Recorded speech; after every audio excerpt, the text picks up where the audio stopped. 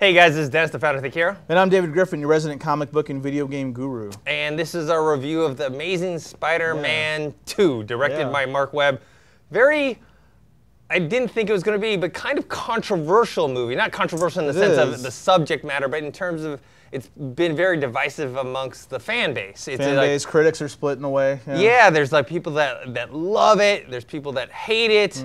I personally come in kind of in between where I enjoyed myself, but there's definitely some major issues with it. So we'll probably talk about our general thoughts, and then we'll go into some spoilers later. What are your overall thoughts about it? Overall thoughts is I was a little disappointed by this movie. And when I say disappointed, ease up. Like don't start firing back at me. I would say go see it in the theater. I think it's worth seeing, but it's just it had such great character moments. There's some awesome moments between Peter and Aunt May. Great chemistry between Andrew Garfield and Emma Stone. Awesome chemistry. But the villains, man, I mean, they just weren't developed. Great actors.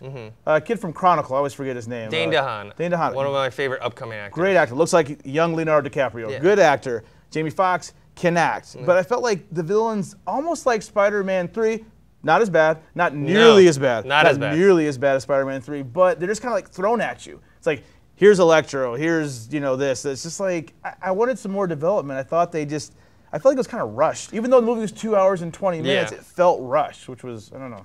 Yeah, it was weird. It was too rushed, but was too long at the same time. Exactly, yeah. Like, there were times where I kind of was bored. Yeah. I'm like, oh, can we just hurry up with this? But at the same time, they were rushing through some stuff. There's characters we'll talk about in the spoiler section that, like, they just show them and then we don't really care. It's just overall they were just trying to do too much. They're trying to set up this Sinister Six sequel, like Spider-Man 3, a big Sinister Six thing. They want to do like a Venom movie. They want to do a Sinister Six movie. And this was, I had done a review for AMC. Sure. And one of the guys from AMC, Christian Harloff from Schmoes Know, he said something about it, and it kind of like, I was like, oh yeah, right. That's the thing that I felt about it was the same reason, same feeling I got from Iron Man 2. Okay. Where I didn't think it was a bad movie. Right. But I was disappointed. Yeah. And some of the same things that I had issues with Iron Man 2, I had with Spider-Man 2, where they were trying to shoehorn all this stuff in there. I wanted to ask you about that. I don't know if you feel the same way, but I could feel the franchise building in this movie. It felt like they were building a franchise. Granted, that sounds maybe unfair because every Marvel movie that comes out is building upon the franchise, but for some reason, Thor: The Dark World, Captain America: The Winter Soldier, even though they were building a franchise, it felt self-contained. When I was watching this, I'm like, man, they are really trying to build this universe for them to make all these kind of movies, and I could feel it.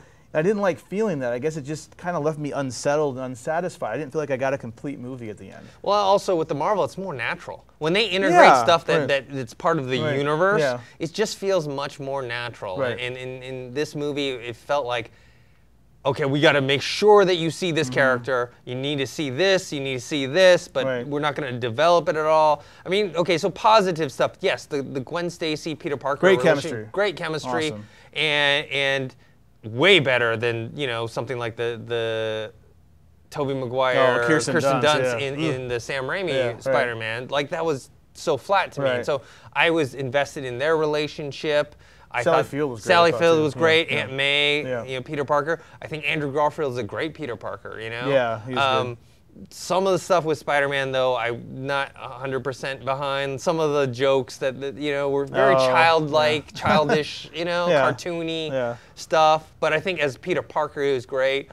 Dane DeHaan as Harry Osborn, I think, was really good. He needed more. He needed more time, especially his transition to Green Goblin, which and this is not a spoiler. We all know you see the photos on. He's going to be Green Goblin. Right. Too fast.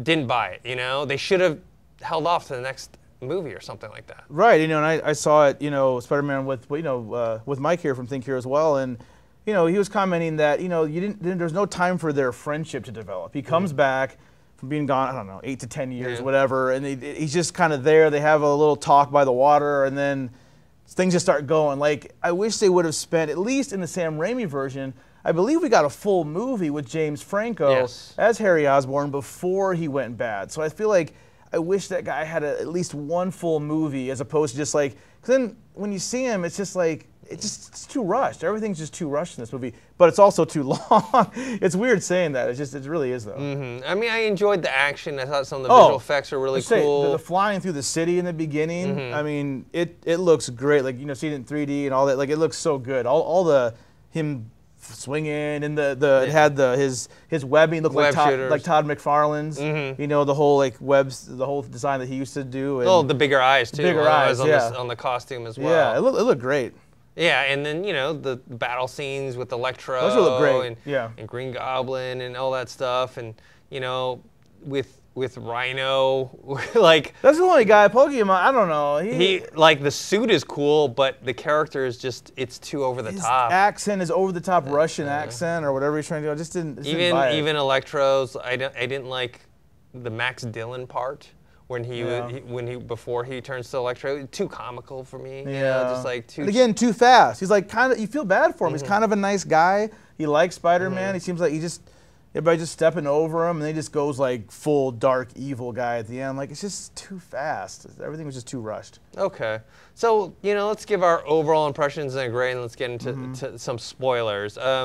So overall. Yes, I liked it, but there were problems with it. I've seen it twice already, and I do know the second time I watched it, I felt more bored with it. Interesting. Yeah. Because, the stuff the stuff that I liked, I still liked it, but there was the stuff I didn't like and some of the filler stuff I was just like really bored with. And so I feel like it's a missed opportunity.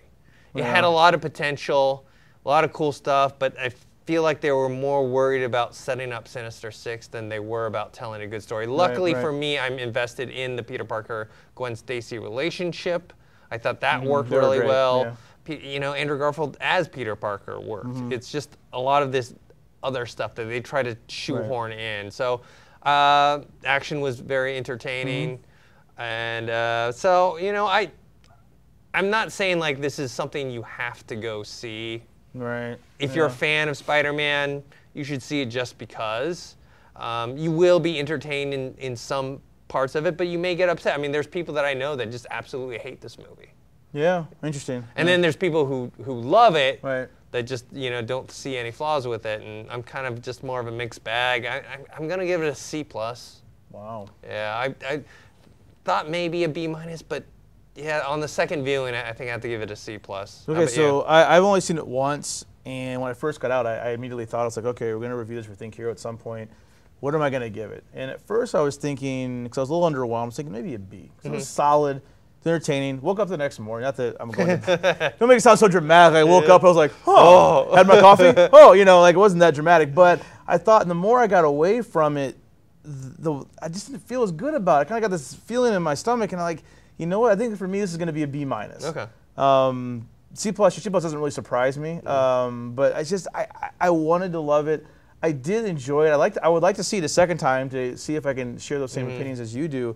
But I think it was a missed opportunity. I think they rushed too many things in the spoiler section. After this, talk about the end credits. Even the story, like John Campea described to me what the end credit situation was. Even that was weird, like why that got thrown in there. It's just. There's a lot of stuff that just it felt rushed and just underdeveloped, but great performances, great chemistry between Emma Stone and Andrew Garfield as Peter Parker and Gwen Stacy. And I want to see more Andrew Garfield as Spider-Man. I do enjoy him. But again, just kind of underwhelmed. Yeah, okay. All right, so now we're going to get to the spoiler section. So if you haven't seen the movie, we're going to talk about everything that happened there. So I'll go with the positives. I thought that, besides we've been talking about Peter Parker and Gwen Stacy, like I thought that the way they handled her death was great. Like great scene. Because even you don't know the story. We knew it was going to happen, but I didn't know. Even when she was falling, I was like, maybe they'll keep her alive. Maybe they will. Maybe they'll be like a bam to the fans, like, oh, you thought, but But we're going to do it next movie. Exactly. Or something That's like what that. I was thinking. Yeah, exactly. But it was like I remember everyone in the theater was like, oh. Oh yeah, I mean, like the webbing.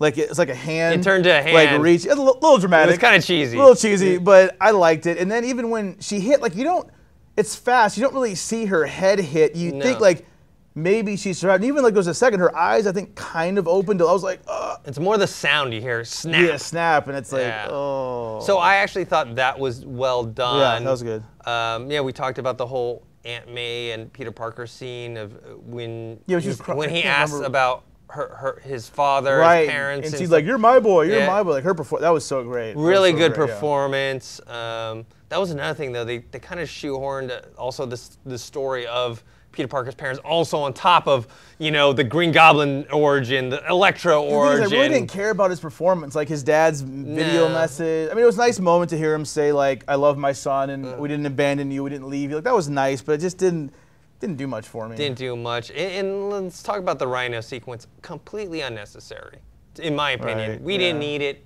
in the beginning before he gets in the Rhino suit. I will kill you. Yeah, like, totally yeah, cliched just- Russian accent. Paul Giamatti's a great actor. Yeah. This dude can act, and it's like seeing him just be silly like that. It's just It's too ridiculous. And then Yeah. at the end, he comes back Right. in the Rhino suit. Rhino suit looks awesome, but the Yeah. scene to me was just too cheesy. And man, Yeah, and then I mean, let's talk about the next film. Let's talk about Harry Osborn.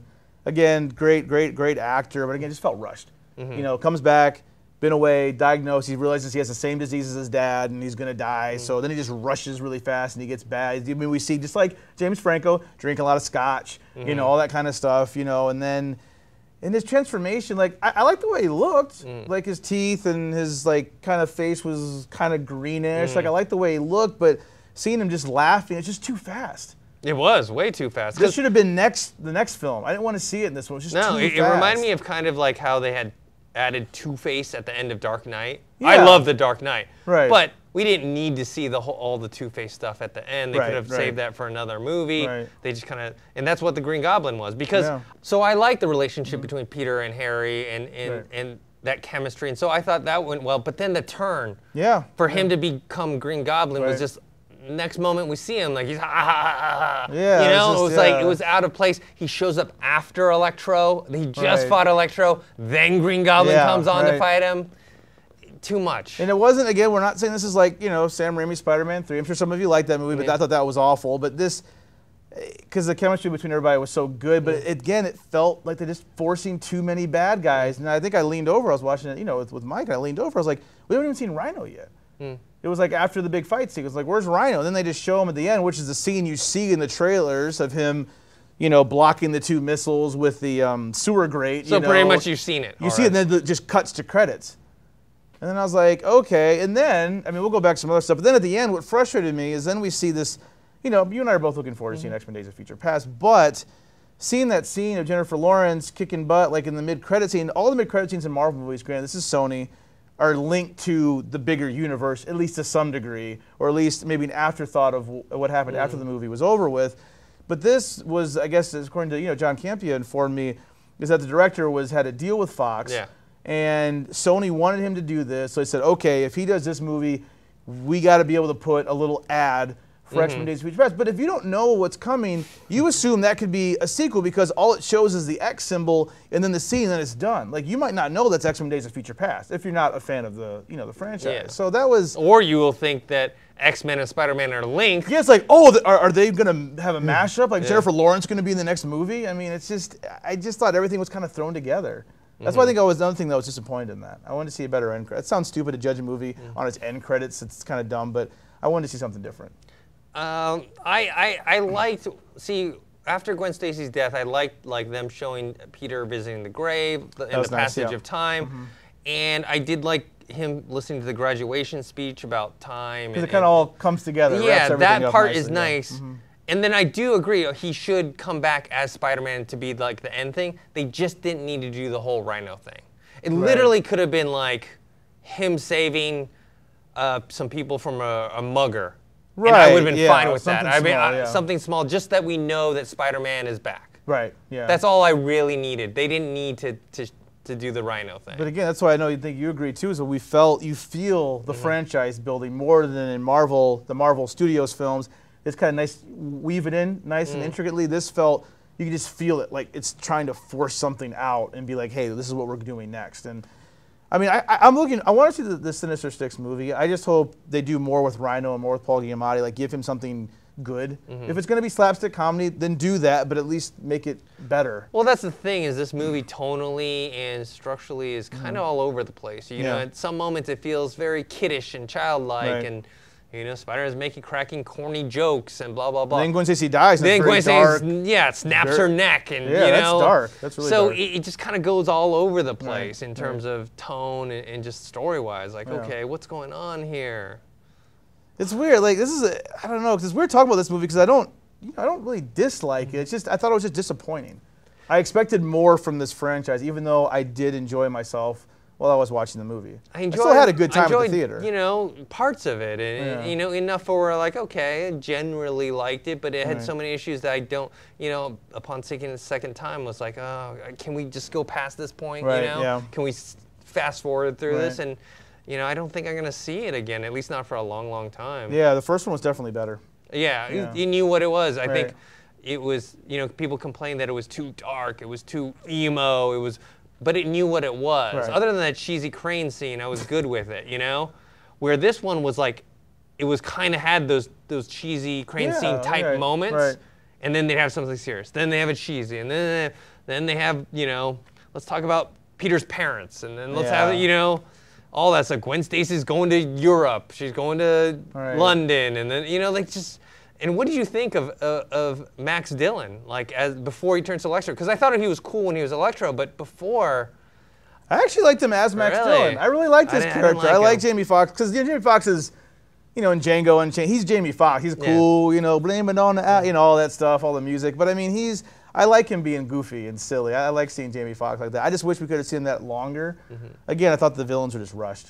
It was just too much, too fast. But I mean, hopefully, you know, Amazing Spider-Man 3 will be better. You know, before we go, I want to just maybe predict something, if I may. There was a scene in the trailer that I'm sure we'll see in the deleted scenes on the Blu-ray or whatever that was cut out where Norman Osborn is at his desk with all, you know, he has all the files open, and he's showing, he's like, hey, you know, Oscorp has been following you.